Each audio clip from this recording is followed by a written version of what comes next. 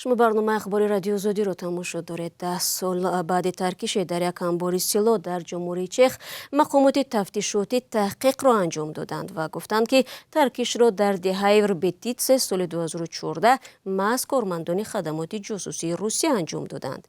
Ин кормандон ба хоки Чехия бо шиносномаҳои тақаллубии Тоҷикистон ва Молдова ворид шуда буданд. парванда ҷузъиёти бисёру ҷолибе дорад ва ҳамкорам Хиромон Бақозода онҳоро пайгирӣ кардааст. ҳоло дар студия дар бари ман аст. Салом ба шумо. Хуб, мақомоти Чехия дар ин бора чӣ мегӯянд?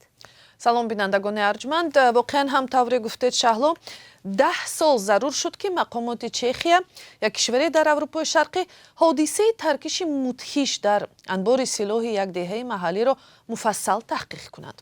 хулосаи тафтишот ин аст ки таркиш кори дасти Русия, аниқтараш ГРУ, сарраёсати ҷосусии вазорати мудофиа мебошад. дирӯз раиси маркази мубориза бо ҷиноятҳои созмонёфтаи Чехия Иржи Мазане гуфт, таркиш дар анбори силоҳ дар деҳаи Врбетицеро ба он хотир анҷом доданд ки аслиҳаи дар он буда ба кишварҳое бурда нашавад ки онҷо Русия меҷангад.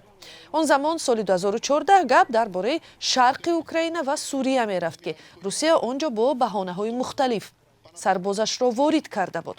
Мазане гуфт, дар тамоми муддати тафтишот ҷумҳурии Чех борҳо ба Русия бо талаби посух додан ба саволҳои тафтишот ва рӯшан кардани асли қазия муроҷиат намуд. вале Москав ҳеҷ гоҳ ба дархости Прага дар робита бо ин парванда посух надод.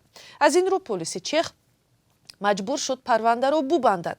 зимнан дар пайи ҳамин ҳамла, яъне ташкили ҳамлае дар хоки кишвари дигар, равобити Прагаву Москав бадтар шуд ва аз ҷумла робитаҳои сиёсии ду кишвар ва ҳузури дипломатҳо дар қаламравои ҳамдигар маҳдудтар гардид.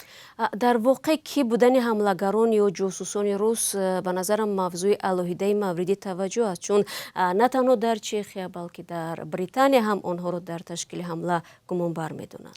бале, мақомоти Чехия дар гузашта гуфтанд ки дар ин ҳамла ду корманди сарраёсати ҷосусии Русия муттаҳам мешаванд ва таҳқиқи онҳо нишон дод ки ин нафарон бо шиносномаҳои Молдова ва Тоҷикистон вориди кишвари аврупоӣ шуданд. як нафари онҳо ки бо шиносномаи тоҷикӣ ворид шудааст, гӯё Руслан Табаров ном доштааст, вале вазорати корҳои дохилии Тоҷикистон баъди таҳқиқи ин санад ва ин шахс гуфт, ҳеҷ гоҳ ба шахсе бо ному насаби Руслан Табаров шиноснома дода нашудааст. давре ҳодисаҳои 4 сол баъди таркиш дар Чехия нишон дод, изи пои ин ду ҷосуси рус дар Британия дар як ҳамлаи дигари мудҳиши шаҳри Солсбери ҳам мушоҳида шуд. ва ниҳоят як таҳқиқоти журналистӣ ошкор кард ки Руслан Боширов ва Руслан Табаров дар асл як шахс буда, номаш Анатолий Чепига мебошад ва Александр Петров дар асл афсари хадамоти ҷосусии Русия Александр Мишкин мебошад.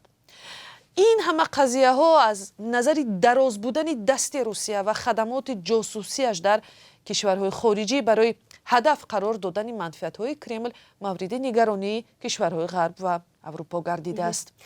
ташаккур. ҳамкорам Хиромон Бақозода буд бо натиҷаҳои таҳқиқи таркиши 10 соли пеш дар як анбори силоҳи ҷумҳурии Чех.